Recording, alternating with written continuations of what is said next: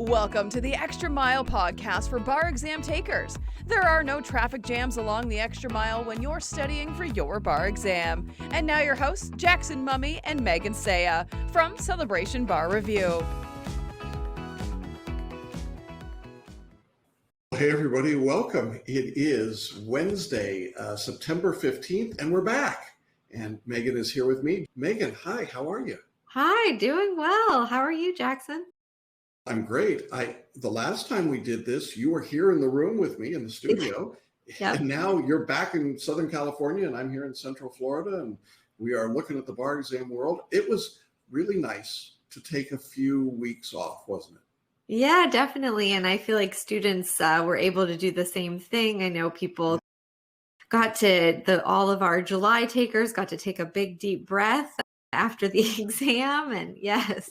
Yeah. And it was good. And we appreciate so much all of you giving our entire staff just a little bit of time to catch our breath. Going back to really 2019, we had not had a break at all. And everybody really needed it, didn't we? Really? Yeah. So we are glad to be back. We're excited to be back starting a new season. So we've had a lot going on. Today, what we want to do, we've got a couple things to talk about. We have created in our off season, is that a good way to put it, off season? We created a brand new course platform that we're very excited about. We're going to debut it to everybody today, but I know some of you have already been on the site. And we were going to show it to you and walk you through it, some of the features of this new site. And so that's a big thing. We're also going to talk about some of the programs coming up, things like group coaching and the personal writing workshops that Megan leads. And then we're going to talk a little bit about results. The very first set of results in the country have come out in the last week or so. Several relatively small UBE states, the biggest of which is North Carolina. But generally, we're just seeing mostly some small states leading up to next week, and the Florida results, which will be the first major state in the country in terms of numbers of bar takers. And then we're going to answer your questions that you've sent us over the last few weeks. As not surprisingly, there aren't a lot of those at this stage. People are just getting underway. Isn't that your impression, Megan? They're just revving back up for the February exam. Definitely, yeah. Yeah. So we'll take some questions. I think we've got some fun new things, so we should jump right in. All right, well, let's jump into the fun new things. And the funnest, newest thing is that after 15, 20 years of delivering our course in a platform on our site at celebrationbarreview.com, we took the off season to migrate all of our materials to a brand new course platform. And I'm just super excited about it. And the early feedback has been really great. I want to share with you, I'm going to show you what the site looks like. Megan's going to probably jump off camera here while we do that. But I want to show you what the new site looks like. And for those of you who are registered for a 2022 or later exam, you should already have received your login credentials. And I do need to say this, if you were a student, have been a student up till now, and you've been using the old WordPress site, and that's where we hosted it, it was on a WordPress page, those credentials will not work any longer to get you into the course. So you're going to have to reach out to us and tell us who you are and what you're doing. We know we've got some people that are lurking around that have been using the old site for probably a few years without telling us that they're there. But now you're going to be blocked. You will have to get to this new site. And when you get to the new site, it will say register for the course. And I'm showing you the UBE course, but there's a separate course for every exam: California, Florida, Georgia, UBE, the multi-state only if you're just doing the multi-state, and the California first year. There's also a separate course for the MPRE, and there are separate courses for things like the Abundance for Bar Studies Masterclass, photo reading. We've set it all up on here. So again, I'm very excited about it, but this is what the site will look like for you when you first come in. And you'll see it's got some information here, and you can actually preview all of the units and lessons. That's how we structure it, as units. Here is Unit 1, welcome to the course, and then these different lessons. And each lesson is numbered for you, and it's got all of the information. Now we're going to jump in and look at what some of those pages look like. But just to give you a sense, we go all the way through All of your documents are here for you as digital documents. There's a digital course library, so you can read everything online, but you can also download everything. So you'll be able to download all of the PDF files, and that was difficult to do before. Now you can do it very easily. You'll also find that we've got all of the videos right here for you. So when you're in a lesson, you're actually going to have the video right there. And then you'll also have the ability, when we get down to things like essay writing, the question will be right there for you, and the model answer will be there for you. And when you're doing multiple choice questions, you'll find that we've got the questions for you in different formats, digital PDF, as well as in the Test Moz test application. And it's all right there for you. So very convenient. And literally all you're going to do is follow all the way through the assignments as you see them. Each assignment will identify roughly how long it should take you to go through it. As you can see, it's a comprehensive set of course materials here. I'm going to scroll down to down near the bottom just for a moment. You can see in UBE, we go through all of these subjects. And then when we're done with the end of the substantive assignments, now we add in the nutshells of law and the review for each subject with doing more questions, MBEs and essays in this case, all the way through. So your review is structured as well. Then we've got your final preparation to take full-length questions and do practice tests. And then we've got a wrap-up review of everything. So you can see it just takes you right through step by step. And then at the end, we've got the video countdown and the self-care videos and everything else that you need. It's something that is accessible on any device, a laptop, a desktop, but also a phone or a pad, any mobile device. So that's one of the pages I wanted to show you. The other page that I want to show you is actually to look at what the course site looks like. So we're in the UBE course here, and you can see this says how to use this course, and there's the video right there to watch. And here's the information and the instructions. There's some optional assignments, things that you don't have to do, but if you want to take deeper dives, they're right there for you. Yeah, so our hope with the new course platform basically is that it will just be a really simple way for you to know exactly what you need to do next. I saw someone said, loving how they can see their progress. Someone else that I can easily pick up from where I stopped. That's exactly what we were looking for. So I'm so glad to hear that you're enjoying those pieces of it. We want it to be no searching around trying to find, okay, it says now I need to do the contracts question, multiple choice questions. Okay, let me pull out another book and flip through it. It's just a real simple, here's your outline, here's your essay that we want you to practice, here's the questions that we want you to do, everything just following the pattern. And then you have a broad view as well of the whole course and can go to specifically what you need when you need it. Definitely there's check-ins along the way, assessment pieces and places where you can see how well you're understanding the material so far. Yeah, all of those pieces, everything is right there, all your videos, all your books, all your questions, and it literally takes you step by step through. And then there are, as Megan described, some of these self-assessment worksheets, which help give us some information, but let you keep track of how you're doing. We've refreshed everything. I just think it's got a really nice feeling to it. It's easy to access. You don't have to jump between your state course and the multi-state course. Probably the number one question we get here is, where do I find X? I think the where do I find questions probably go away. And the people who've been on the course have given us really great feedback. They really like the look of the pages. So that's what's going on.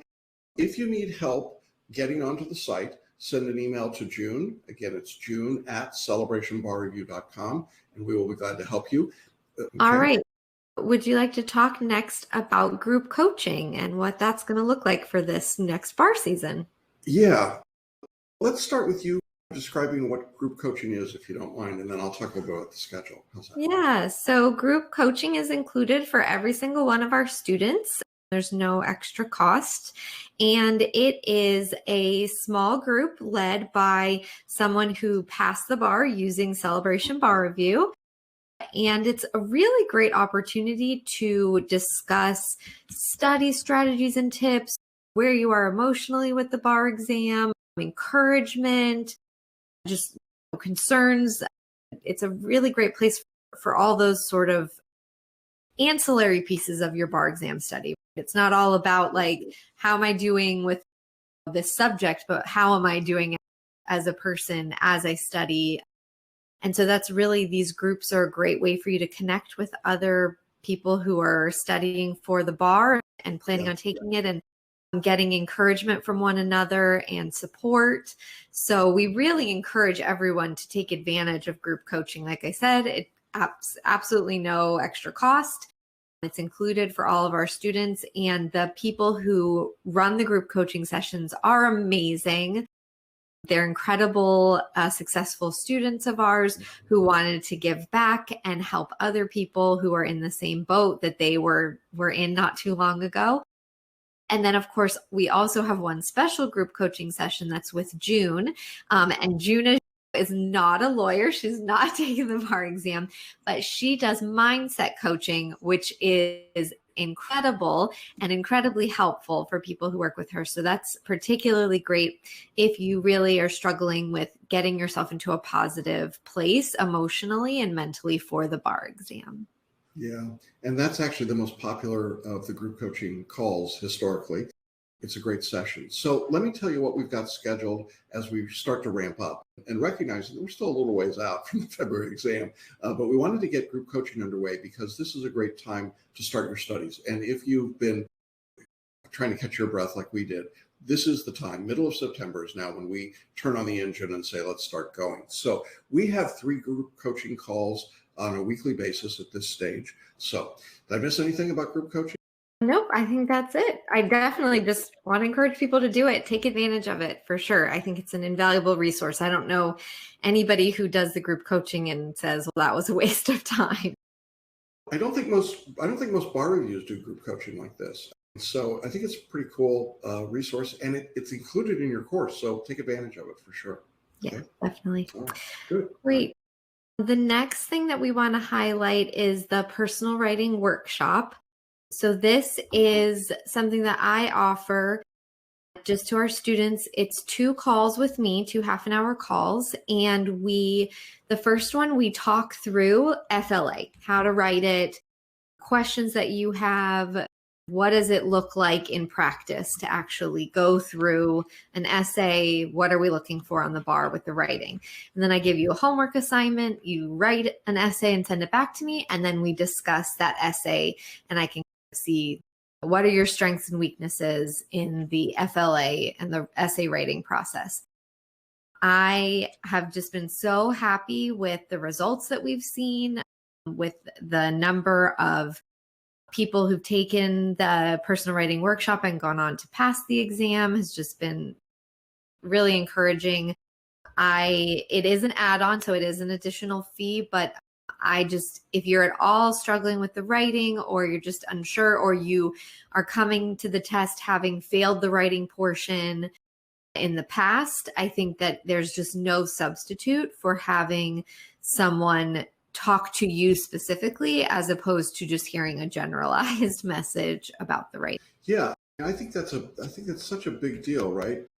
To be able to get this work, and this really came out of the work you did at our boot camps. Many of you now probably don't know about boot camps, but we used to do them back in the pre-COVID days. And I think it's a pretty wonderful way to get this coaching from Megan, and it's affordable. If you don't feel like you can afford 8 calls or 15 calls, and it's just too much for you, here's an opportunity to get this time.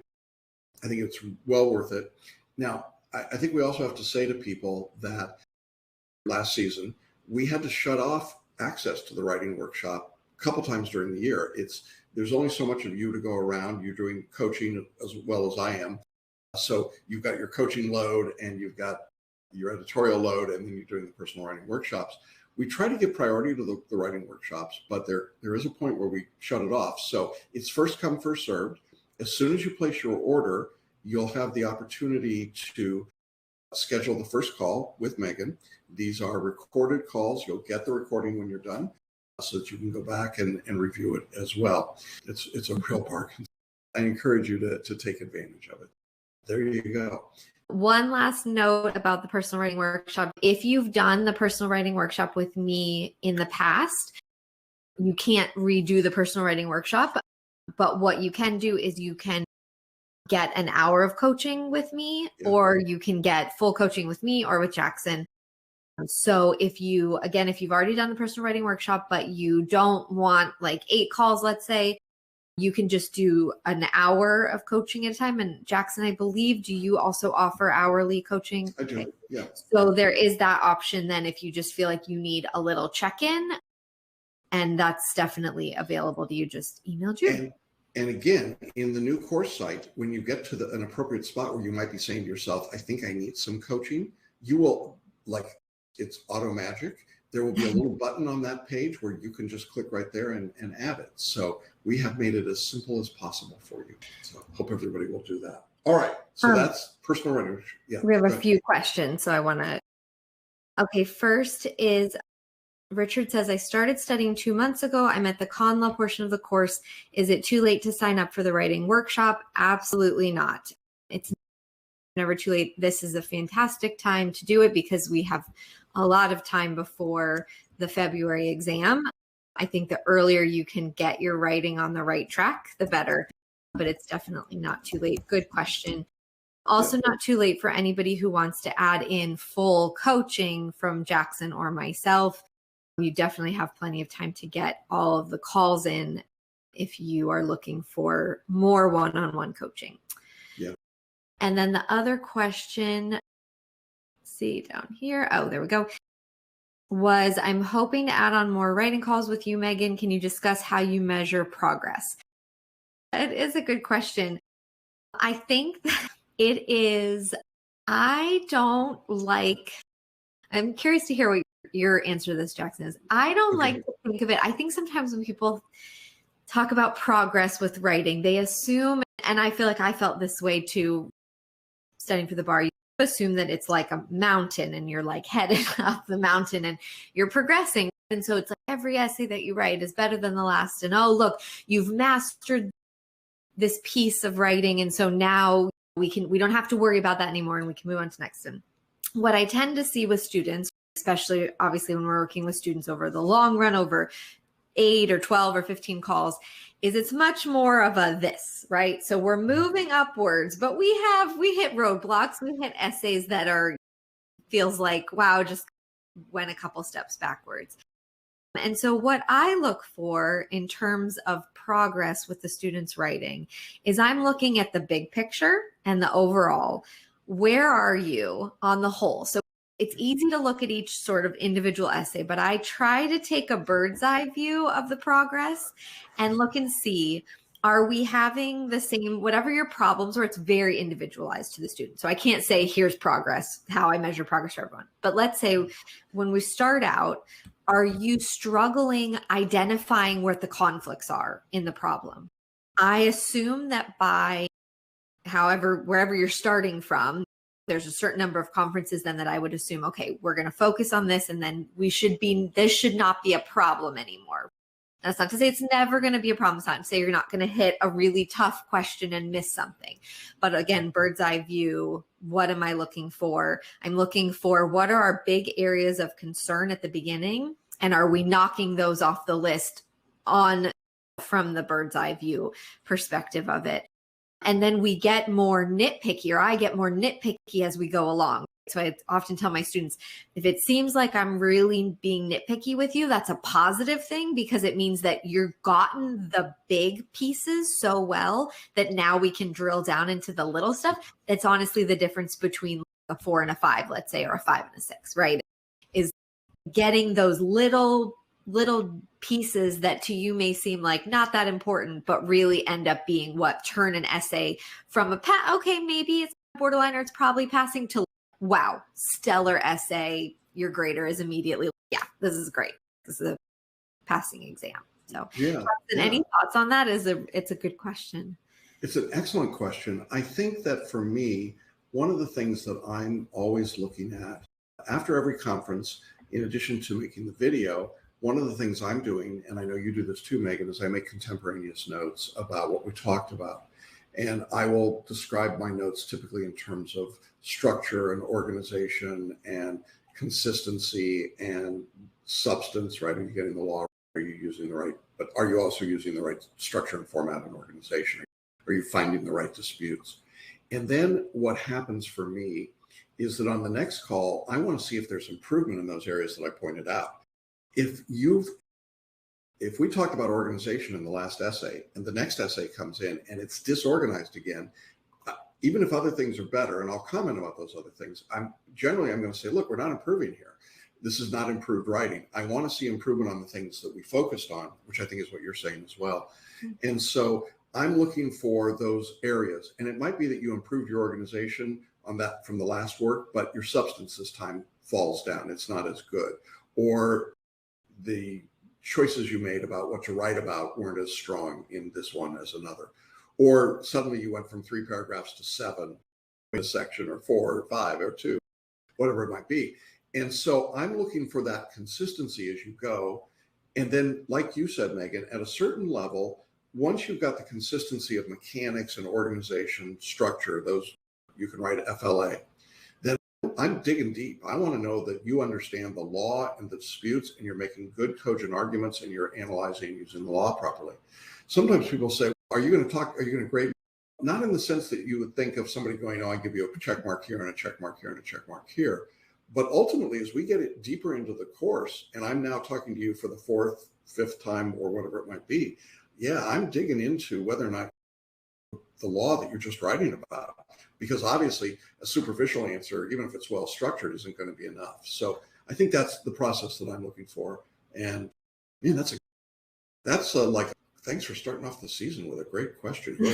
I'm impressed. I like that kind of question. Yeah, a lot. Yeah, much better than where do I find the multi-state book too? Yeah, thanks, Adriana. That was great. Okay, there you go. All right, gold star for Adriana. Yeah.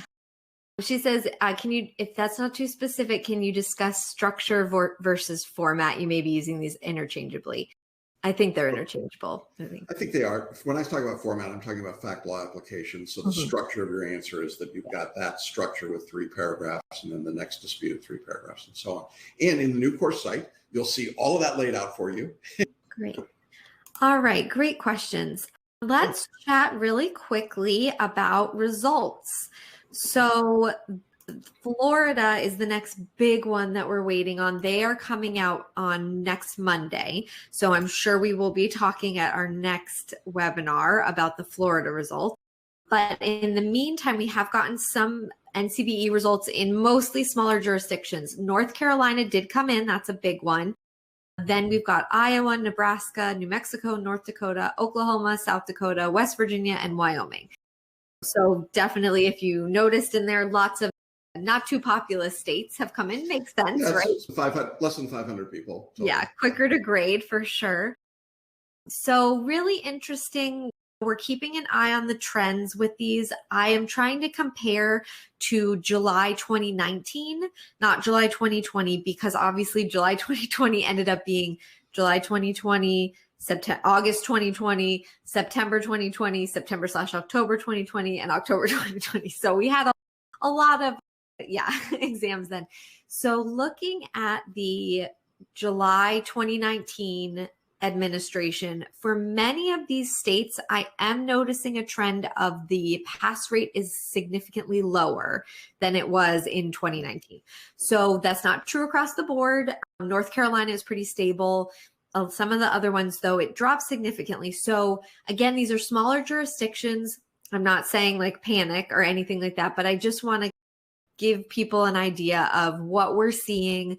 Certainly, I mean, I know, Jackson, you had some thoughts on why maybe we can expect to see some not as great pass rates this year as we did in 2019.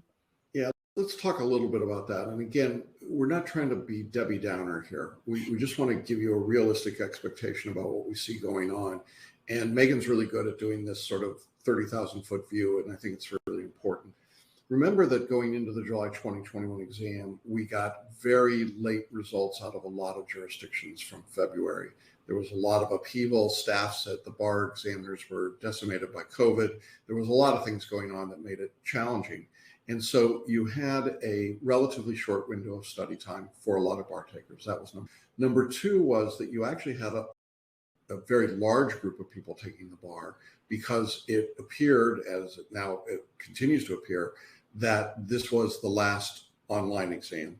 And so there were a lot of people, particularly foreign attorneys in states like California and Texas and New York, who sat for that exam, who were doing it because this might be their only opportunity to take the test for a while, given COVID travel restrictions. Now, we haven't heard from any of those 3 states yet, so we don't know what's going to happen there. And they didn't have foreign attorneys in West Virginia, I'll just tell you that. But I suspect it will have an impact overall. I also think another piece of this is that coming out of the craziness of 2020 and into really, I think you have to call February 2021 a pretty crazy exam, right? They got wrapped into all of this. I think there was a collective recalibration by the bar examiners. I think they are looking at the exams a little differently, and we'll see how that plays out. I think this early trend, certainly these are all UBE states, makes me think that there was going to be some pretty tough grading. And we'll see what that looks like. We'll see what the MBE scores look like coming out of that. So I think those things all probably combine. I think we had something like a perfect storm in July of 2021. And my expectation is that we will generally see lower pass rates across the country. Now, Florida will tell us a whole lot, because now that our sample size suddenly gets really big, and now we can start to figure out really what's going on, particularly with the multi-state, right? There we're going to be able to look at it and say, okay, enough people took it that we can tell, was it a tougher exam, easier exam, whatever it might have been. The final factor that I think we've got to talk about, and I want to spend a minute with you, Megan, talking about this, was the jurisdictions that gave the test online in July. Not everyone did, but for those that did, there were significant problems with the software, with Examplify or ExamSoft. You want to talk a little bit about what happened, and then we can break down what we think the impact might have been? Yeah, so thankfully there wasn't widespread problem where someone wasn't able to then complete the exam or wasn't given enough time. But what ended up happening was pretty widespread. A lot of people got kicked off of the system when they were on it. And so then they had to, in many cases, reboot their computers and then were able to go back in. They were given time to do that, so they weren't penalized time-wise. But obviously the disruption is the key, right? So if you're in the zone and you're ready and you're going, and then your exam crashes and your laptop crashes and you have to restart your laptop and then take a deep breath and keep going. So Jackson, what are your thoughts on what that meant for then the thousands of people who... And that's the point. There were thousands. It was not just a handful. It wasn't just 1 or 2 here. It was big numbers of people, everything we're seeing all across the country, every jurisdiction that used online. And that included all your major jurisdictions, but it also included some of these smaller ones. And so I think it's unrealistic to assume that it didn't have an impact on people's performance.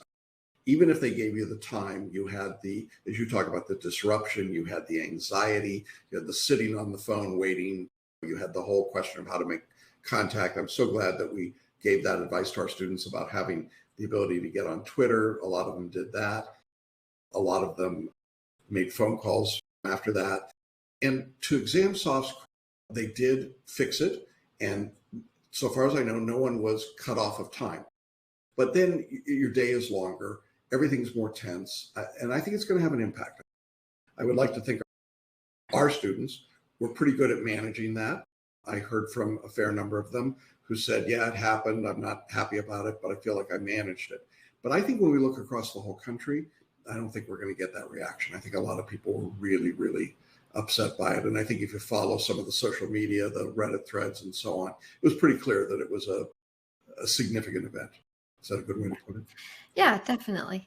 So anyway, so I know some of you are like, oh, thanks, guys. I was really optimistic for my results. Your results are your results, okay? If you feel good about the exam, nothing we said here should change that. But I think as we look at it more globally, we would be saying, be prepared for a drop in pass rates in this July 2021 exam. I think we come back into that. Remember, the trend before everything got crazy with COVID was headed downwards. The overall numbers were horrible. And if you're one of the big box bar reviews, you can't be loving that, because those are your students for the most part, and they're going down the tubes. We'll see what happens. It should be an interesting season. We'll get the Florida results, then we'll get a few more jurisdictions late in September, most of the jurisdictions in October, and then of course we get California and Georgia in November, God, I mean, how I saw somebody said that they were told mid-December for results in New York or something. That's not true. That's not going to happen. New York will probably drop somewhere early October. They never give an exact date, but that's our expectation. So we'll keep you informed as we get closer. Wonderful. All right. Let's talk about a couple of really quick questions, and then we're going to talk about how to get back into the flow of studying for people who are just starting out. All right. First, I really want to change the jurisdiction of the test I'm taking from Texas to some other state. Do you recommend any other UBE state? This is a good time, since this is a new season, to give our usual disclaimer that we don't offer individualized admission advice, because we're not allowed to do that under our license with the bar examiners. But when we can talk about general overview of the exams, Texas is now a UBE jurisdiction. We're now up to, 35, 36 states? It's a lot that are, and adding new states, it seems like every administration. Texas has a pretty high scoring pass rate that you need. But you could sit for the exam in Texas, and if you got a 260, let's say, that's not enough to pass Texas, but it is enough to pass 5 other jurisdictions. So it doesn't matter where you take the test, you can apply your score any place that would be a passing score. If you got a 266 in Texas, you still don't pass Texas, but you pass New York and New Jersey and DC and Illinois and a bunch of other states. Again, it doesn't matter much. I think if you really are done with Texas or any state that's in the UBE, go and look for a jurisdiction that you're comfortable with, where the admissions requirements are manageable for you and the fees are manageable. And in general, when we're thinking about those kinds of jurisdictions, we like the District of Columbia a lot. We like New Mexico a lot. I would say we like North Carolina, but those aren't the only ones. And some of you may have favorites. And if you ask Brianna or Bobka, they will tell you their favorites as well. But the bottom line is, it doesn't matter. You can sit anywhere for the exam. So if Texas is where you live, take the test in Texas. Just take it and go through it there, and then apply your scores. And if they're good enough, you'll get through Texas. And if they're good enough for somewhere else, you can apply the score there. You want to add anything to that? Am I getting the gist of their question? No, yeah, I think so. I just looked it up, and Oklahoma had a 73% pass rate for this last exam. So I'm just thinking, if you live in Texas, Oklahoma's close by. Louisiana does not do the UBE. They do like their very idiosyncratic tests. So unfortunately, if you are in a part of Texas that's close to Louisiana, that would not be probably the place to go do it. But anyway, there's definitely options depending on where you are. I would think about things like travel too when you're deciding, since we're going to be back in person for the next exam. All right. I'm wondering if the time you have allotted for each UBE assignment, specifically the time for each outline and lecture on the core courses, requires strict adherence. Yeah, this is a good question. We did a couple of things as we switched over to the new course platform. One of the things you will notice is that the book that we used to produce, called the Personal Study Guide, that book still exists. However, it no longer contains a step-by-step syllabus. And the reason is that now it's all built into the course design. One of the beauties of that is that you can pick and choose in the course from the assignments that you want to do. Now, we think you should follow all of them in the order. And within each assignment, you're going to see something that says this assignment or this video runs 3 hours, and you can see that's the running time of it right there, or the audio. And it's going to tell you it's taken 30 minutes to write this essay, or take 3 hours to do these multiple choice questions, whatever it might be. In general, those timeframes come from our experience. They're what we know most people will need to get through the work, and we're going to push you to get it done, because following the timeframes means that you have enough time at the end to follow all the way through the repetition. You remember when I was showing you the course design at the beginning, there were a lot of different units there, a lot of review, multiple times through each of those subjects, 3 times in most cases. And so in order to get through that, you need to be fairly brisk in working through things the first time. But you can see that you could see it right there. I'm going to come back to this subject here and here and here. So you don't have that fear of the unknown of what's coming next. And I think that given that, you can follow our directions and be pretty confident in them. The biggest danger, I think, when people go slowly is that they fixate and bog down and get stuck somewhere. And then they start to panic at the end because they don't have enough time to do the review that they want. And so it's a self-perpetuating cycle of frustration. So if you force yourself to go at the pace we've given you, I promise you, you can do it, even if you don't feel like you're learning it the way you want to learn initially. But you'll see that you are, in fact, getting it, and then the repetition matters. You want to add to that? I think the key is that, like this person said, they feel like they need to listen to and read like multiple times. And I think that's the key, is you have to trust that we're not expecting you to have mastery of the subject on your first go through with it. So that when people, that's where people get stuck. And that's where I see people not actually even go and take the exam, is that they say, oh, I'm on con law and I'm going to stay on con law until I feel like I know everything that I need to know about con law to the depth that I want to know it.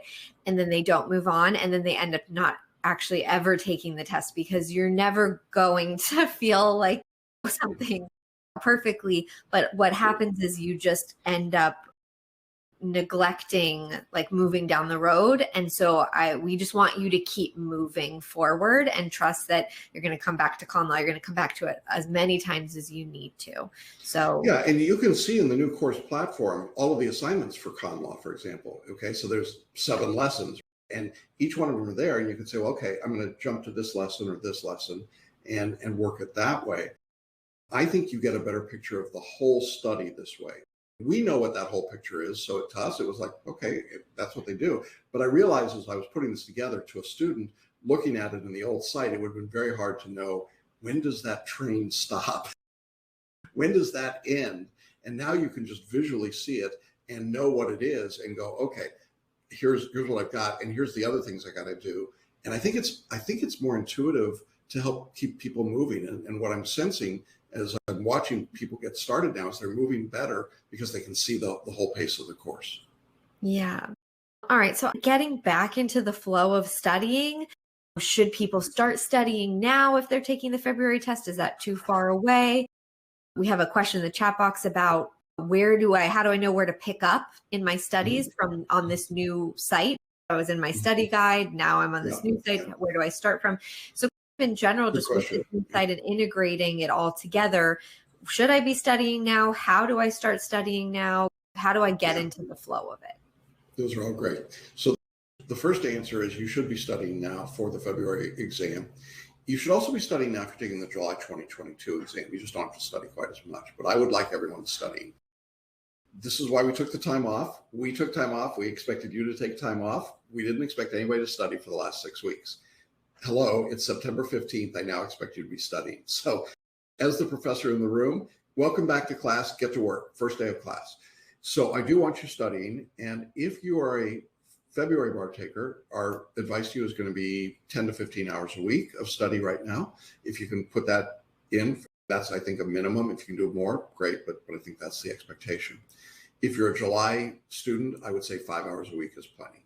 In terms of how to make the transition from the old course site to the new one, we have kept the same order of assignments. So this is in the California course. I just jumped over to that one. And in this, I wanted to show you that here are all of your digital course books, and all you got to do is click on them and they will open right there. So if you don't want to download them, everything is there.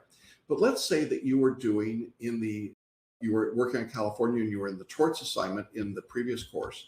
All you're going to do is come down here to Unit 10, and you will see all of the same assignments here for you. And maybe where you were is you were ready to watch Torts Lecture 2. And so what you're going to do is just click right into that. Everything will be in the same order that you saw it. We've just added a little bit of extra optional stuff along the way, but it's very easy to identify where you want to be and what assignment you want to be doing. I think it'll be pretty intuitive to people, and they should be able to make the transition relatively easily. You'll also notice that if you're an attorney applicant in California or Georgia, or you're a Florida only applicant in Florida, we've identified assignments that you can skip. So that's pretty easy. So here's the Multi-State Torts 2 lecture. You can see it's right there. It's going to indicate that it's 2 hours, 45 minutes in length. If you want to listen to it, there's the link to listen to it, and it's right there. So that's pretty cool. And then we say you can add another 90 minutes for note taking. So yay us. When you're ready to do performance tests, if that's there, you got the lectures and you've got the download for the questions, all of the different pieces are in the course for you. And it follows the same organizational pattern that you had in your previous syllabus. It just actually makes it a lot easier because you don't have to go back and figure out what's that next assignment or where do I find it. It's all right there for you. When it's time to read an outline, you'll see that the outline is right there, and you don't have to go hunting for it somewhere. It's in the digital library. For those of you that have printed books, those are still valid and perfectly usable. But here is the outline. And again, it says, for example, this is a 3 to 4 hour assignment, and here's the download, and you can literally download just that outline. I think somebody could figure out where they need to be. Yeah, I think so. I think it's really clear and intuitive. So, Yeah. but we're here if you're unsure of where to go or if something's not working right. Let us know and we'll help. Can you tell I'm excited about this? Yeah, no, it's wonderful. I think it's very exciting. So definitely we're hoping then that people get started with the studying. If you haven't gotten back into it, go ahead, and I'm glad you're here and listening to this. Go ahead and get back started with your studies. It's not too early.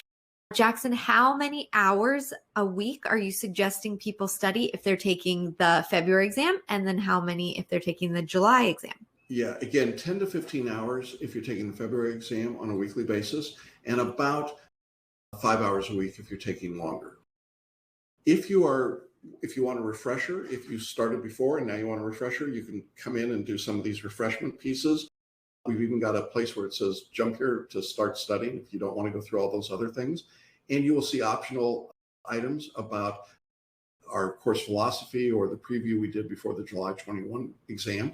And if you need instructions on how to use the course, right there, the course walkthrough has got everything. So literally, we've got it all there. One point we do want to make is that for photo readers, you have a more detailed syllabus. We haven't changed your syllabus. We have put it into the course here, but again, it follows the same order of assignments, but we haven't put all of the mind mapping pieces into this because not everyone's doing that, but I want to just show you that. So if you're a photo reader, here's the information for you, and you'll see all of the syllabus apply to your course if you're a photo reader. And if you're not a photo reader, you can also go right up there and click on that button and order photo reading for your course. So that's how that works. Wonderful. Anything else, Jackson, that you wanted to show students before we head out for the day? No, I'm excited to have everybody back. It's great to see you all here. If you're listening on the podcast, we're glad to have you with us. We took a few weeks off just to reset the table, and we're glad to have you on the podcast and welcome you to check out the courses if you're not a student with us. We are very excited to be really focused on repeat bar takers. I did some statistical studies, and I saw that 38% of all bar takers in 2019 were repeat bar takers. And that's the number of people who were statistically repeaters. But then of the entire body of people that took the exam in 2019, the majority failed. And so we know there are a lot of repeat bar takers out there, and we know how frustrating and discouraging it is. I got a great note yesterday from a North Carolina student in our course who raised her score. I don't know, what was it? 22 points? I think it was 22 points. Yeah. And not only passed North Carolina, but could now wave it into a bazillion states. And I know what a great moment that is and how powerful and overwhelming it is. So I want to encourage all of you, don't give up. We're excited about the results that will come out over this season for people. We're ready to help you if the results are not favorable. We don't want you to give up. We want you to hang in. The process that we teach works. It works really well. And we think we've continued to make it better in this off season. So I'm really looking forward to the 2022 bar exam season, sharing it with you and with June and with Brianna and Bobka and all of our staff and everybody that works behind the scenes here. We're really looking forward to that. So thanks to everybody for being with us. And thank you, Megan. It's good to see you. I miss not having you here in the space with me, but we'll see you again soon. And with that, I think we'll go ahead and sign off, and we'll see everybody next week. Florida results out, and I'm sure that'll be a big part of what we talk about then. Great. Have a wonderful week, everyone, and start studying. Yes, start studying. All right. Take care, everybody. Bye-bye. Bye.